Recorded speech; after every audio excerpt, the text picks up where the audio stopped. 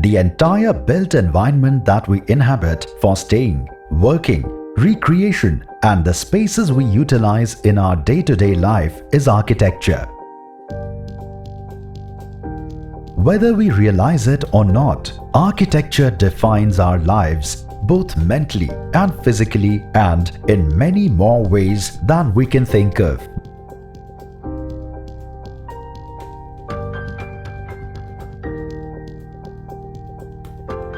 One can never escape architecture. Architecture becomes us and we become architecture.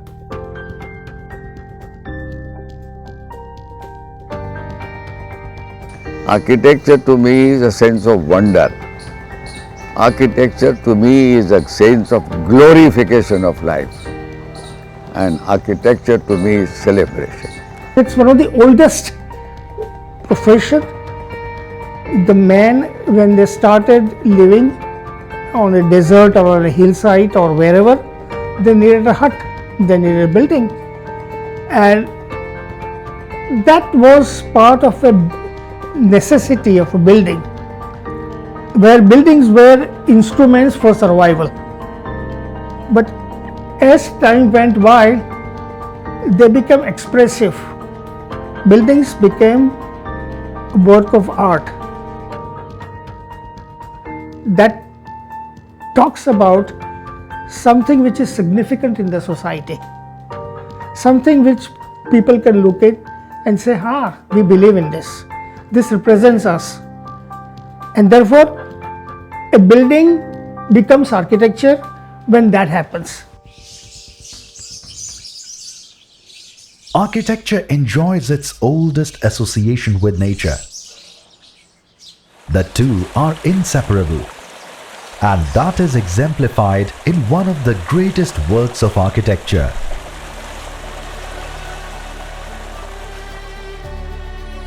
Architecture actually tells the society where it might be 10, 15, 50 years from now, where it needs to go. Through images, that is the buildings, a new way of looking at life becomes possible. And a human being, they want to fly, no? I mean, Musk is wanting to go to moon. Why? Because that is the aspiration, to cross the boundaries.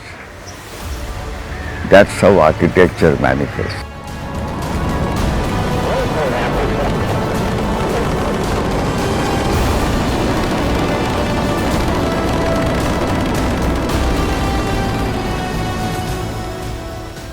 Architecture is now looking beyond the realms of the earth and exploring possibilities of life on the moon and Mars. Architecture is the endorsement because of which architects and scientists are now exploring possibilities of life in space. Then architecture is a visual and plastic, meaning sculptural phenomenon. So you have to think like a painter, you have to think like a sculptor, you have to work with color and texture and light to find out something which makes sense and which makes you feel happy.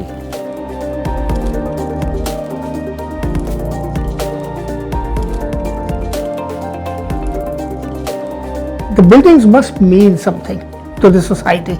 Building must raise your aspiration, your emotions, your spiritual upliftment. That is where it becomes work of art. The fundamental object of architecture is the building, and I think that's the easiest association that everyone has with architecture, the building. But I think over years, over time, architecture has had to extend itself to a broader discussion of the built environment. Ultimately, this is the core training of an architect, to look ahead. That which is not there, the building is not yet, but we visualize it, we imagine it, and we realize it. So there is that capacity is cultivated to look ahead in future. Architecture profession is a universal kind of profession which embraces so many other parallel fields like economics, sociology, and technology, apart from creativity, apart from artistic skills, and so on and on.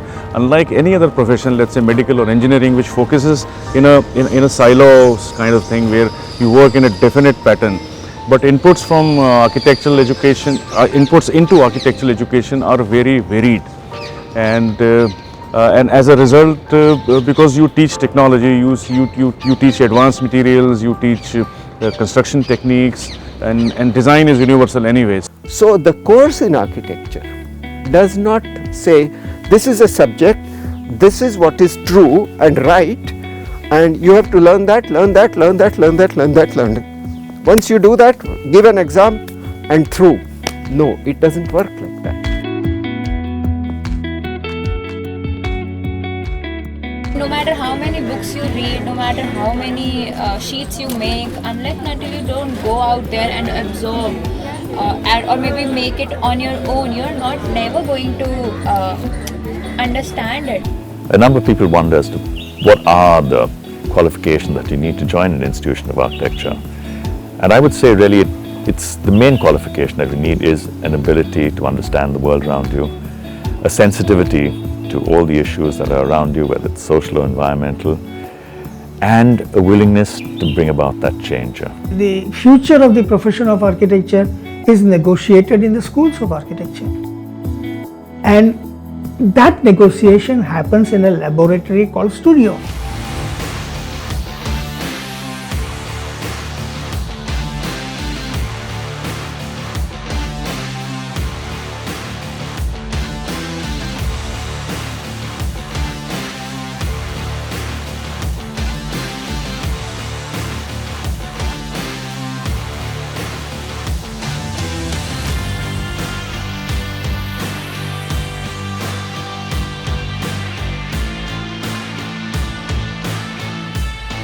The word studio comes from studium, which is an emphasis on practice which doesn't have definite result in mind.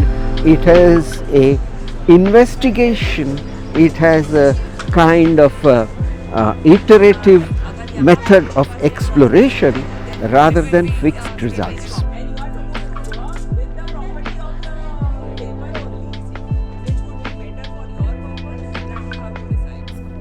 You have to understand perhaps cities, you have to understand ecologies, you have to understand complex social problems.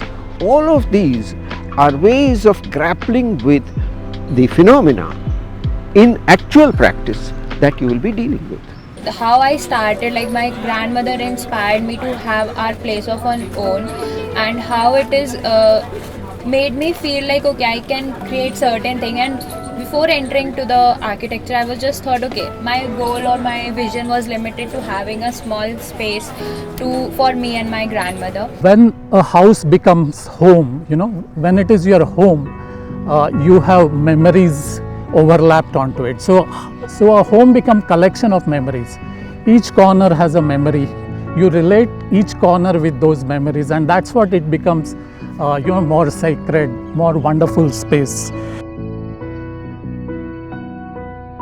Architecture is a collection of memories that provides not only physical but also a psychological sanctuary. Its owners return from periods away, and on looking around them, they remember who they were. Architecture has always been a guardian of identity.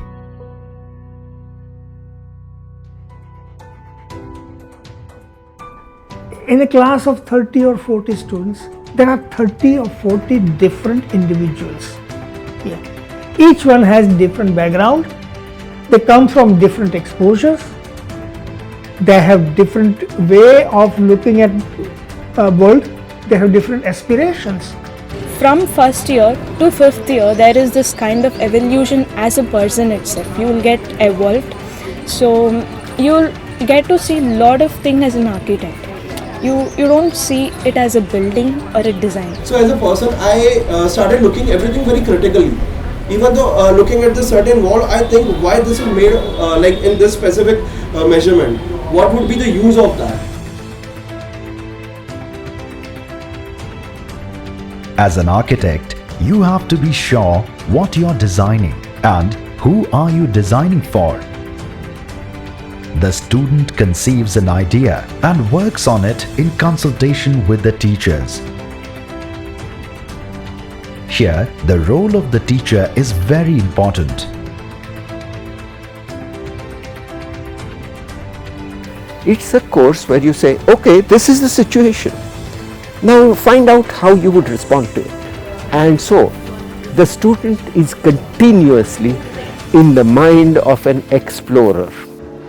So I am putting bricks together, this together, etc. I am creating a combination of putting proportions, scale, the material, the thickness, the positioning, and the sunlight, and the shadows, and the rains. And then they say, this is architecture.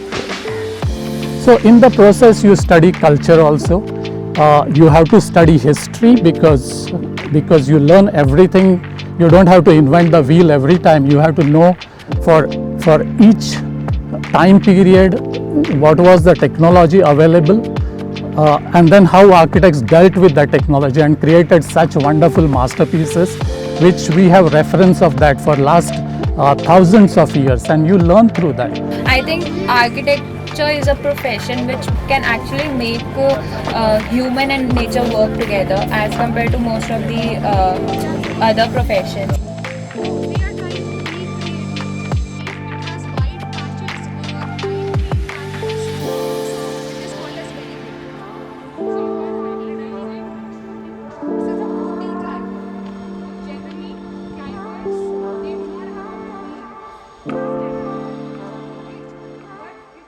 Architecture is also a profession that needs to balance between playing the role within the structure of a market, a client, an economy, and also as a profession has a responsibility towards the larger fabric of society and culture within which we work.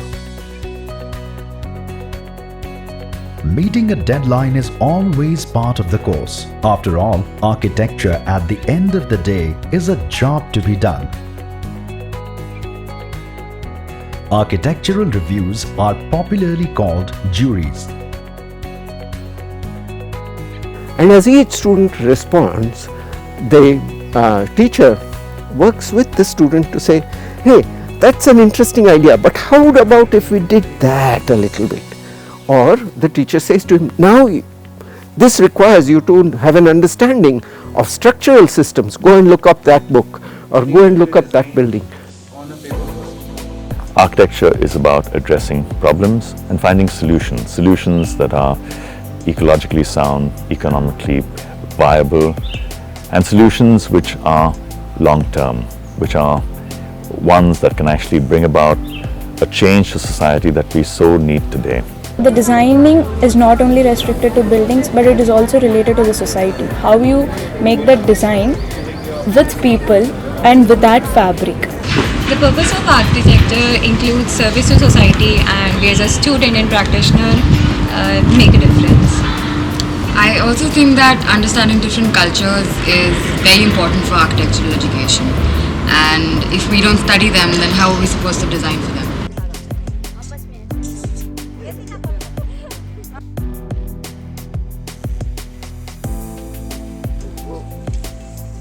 Architecture has a duality. It's both a vocation as well as a discipline. By discipline, it means that it involves knowledge, a form of knowledge, a mode of knowledge, which is for its own sake, to be a better human beings, to give rise to better societies. So 5 years is a good time to learn many skills that are the necessity for functioning as an architect. But I think it is the question of your attitude that is something that you have to keep open, B, I think you have to learn to mature faster. Architecture is one career where you're constantly learning. As a student of architecture, your course is so varied and so growth oriented that there are new realizations every day, every semester, and through the 5 years that you are an architecture college. When you graduate from an architectural institution, you realize that your education is still not fulfilled, because when you go out into the real world, there's so many issues that you need to deal with. So a student of architecture, you are always. Architecture field itself is very wide, and not 5 years is enough to completely restrict this course. You need a whole lifespan to actually learn it, and every day will be a learning in this course. Every day will create a new perspective. Architectural profession provides you a platform of varying expertise after you graduate as an architect. You can do more than 26 or 30 kind of specializations in post-graduation.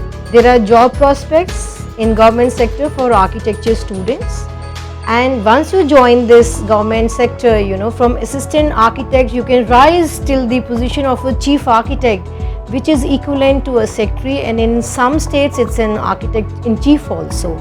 And there is such an opportunity to design varied kinds of buildings, from small residence to a bigger projects like judicial court complexes, DAC complexes, jails, and even cow sheds. To enter into government sector, you have to meet eligibility criteria, which is different from state to state, and mainly it's about you have entrance tests, then you come through some service commissions, and through interviews.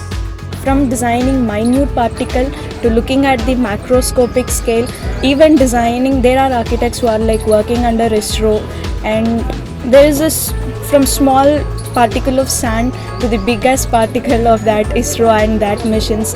It involves various fields in it.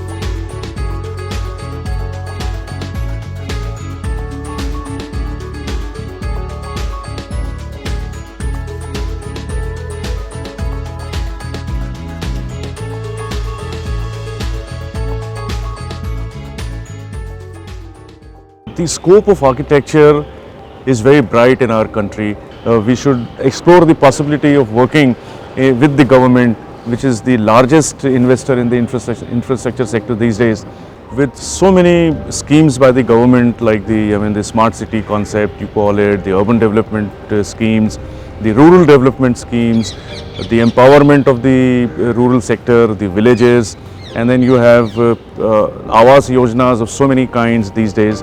This phenomenal and huge scope that an architect can contribute and has as a future. India is a developing country, hence it has to look inwards towards its own needs, while at the same time it has to contribute to the world cause. The role of the architect is becoming more and more crucial in today's time. From finding solutions to mass housing involving optimizing space, architects are now playing the role of environmental crusaders. Through the practice of sustainable architecture, the professionals are reducing the carbon footprint. Buildings are now being seen as habitats that are environmentally friendly. The landscape of professional architecture is changing much faster and more dramatically than anyone could have predicted. Sustainability is seen as a new paradigm. It is the foundation of a new worldview, and it's questioning our design consciousness. The new education policy, which is now being implemented, I think very shortly, gives a tremendous amount of flexibility to a student to exit any time he wants to, come back and study, continue architecture or any other subject for that matter. There's a 1-year exit, there's a 2-year exit, there's a 3-year exit, there's a 5-year exit, and so on and on. After 1 year you get a certificate, after 2 years you get a diploma and then a degree and so on and on. So this I think will be the hallmark which will change architectural education to a great extent, because the involvement of professionals will come in and education system will get liberated from the whole thing. Council of Architecture is a body established in the year 1972 by Government of India.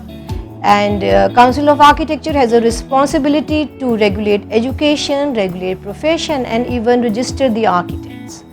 So all those students who are interested to pursue the profession architecture, you have to undertake NATA aptitude test, and the whole detailed information regarding this test you will find in our website. So for those of you who really want to make a difference in this world, come here and join architecture.